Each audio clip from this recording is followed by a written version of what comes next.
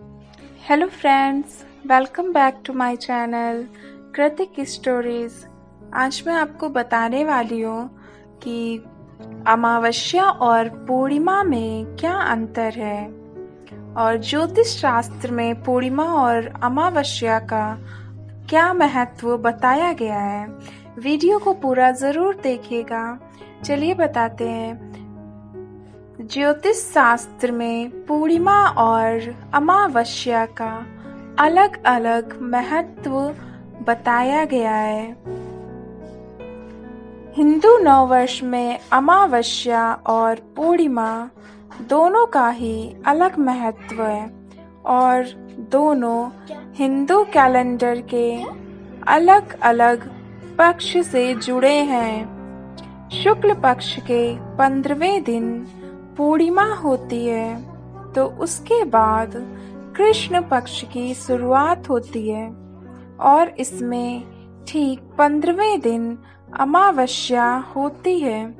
हिंदू पंचांग के अनुसार महीने के 30 दिन को चंद्रकला के आधार पर 15-15 दिनों के 2 पक्ष में बांटा गया है, जो शुक्ल पक्ष और कृष्ण पक्ष कहलाते हैं। शुक्ल पक्ष उजाला, शुक्ल पक्ष के अंतिम दिन यानी 15वें दिन को पूर्णिमा कहते हैं और कृष्ण पक्ष मतलब काला के अंतिम दिन को अमावस्या कहा जाता है। यानी साल में 12 पूर्णिमा और 12 अमावस्या पड़ते हैं।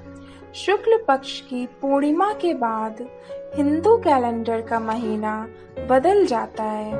कभी कभार यह संख्या तिथि और कैलेंडर के मुताबिक बढ़ भी सकती है।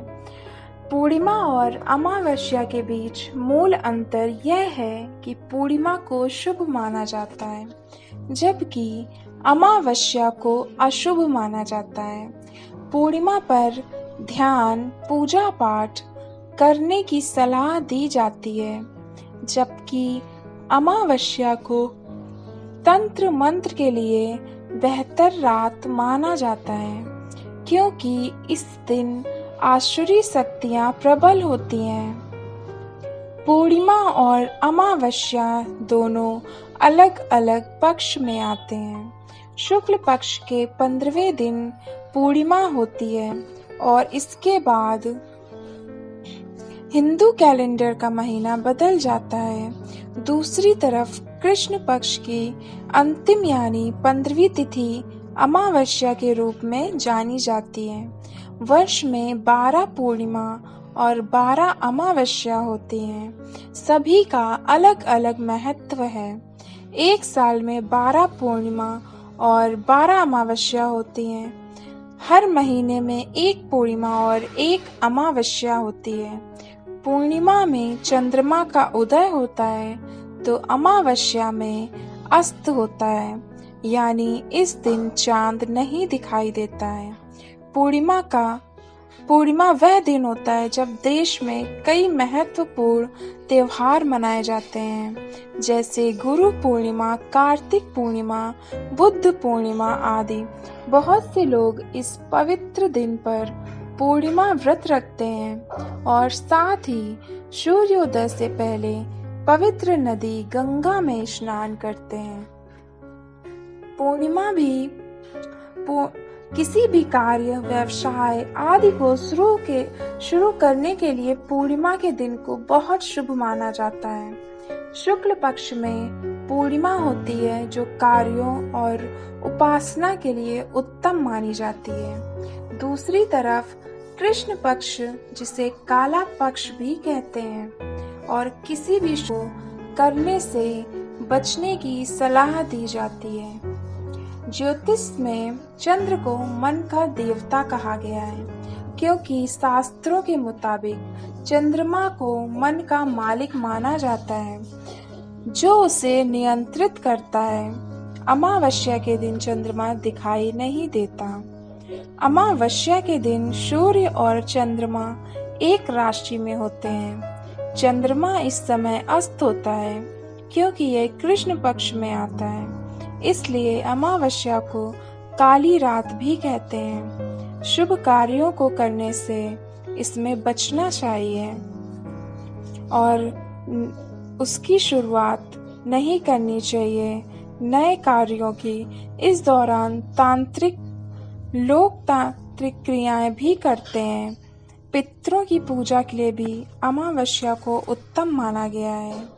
अमावस्या के दिन नदी में स्नान कर दान पुण्य और पितृ तर्पण करना लाभकारी माना जाता है।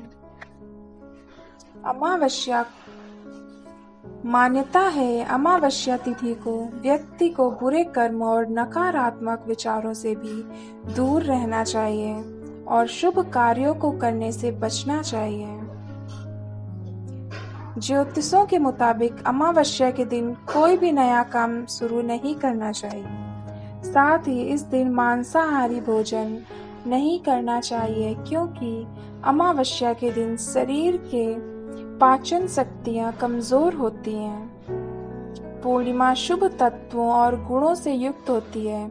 अमावस्या का संदर्भ काली रात से होता है, जो नकारात्मक और आसुरी शक्तियों को प्रबल होने का द्योतक है। आध्यात्मिक गुरु सद्गुरु के मुताबिक ध्यान करने वाले व्यक्ति के लिए पूर्णिमा बेहतर होती है, मगर अमावस्या कुछ खास अनुष्ठान और प्रक्रियाएं करने के लिए अच्छा है। ऐसा कहा जाता है कि अमावस्या की रात ऊर्जा उग्र हो जाती है। किसी मदमस्त हाथी की तरह आपकी ऊर्जा बेकाबू हो जाती है। इसलिए तांत्रिक लोग अमावस्या की रातों का इस्तेमाल करते हैं। अमावस्या की रात ऐसी मान्यता है कि आसुरी और नकारात्मक शक्तियां ज्यादा प्रबल होती हैं। अमावस्या की ऊर्जा अधिक बुनियादी होती है। अमावस्या की प्रकृति अधिक स्थूल और अधिक शक्तिशाली होती है।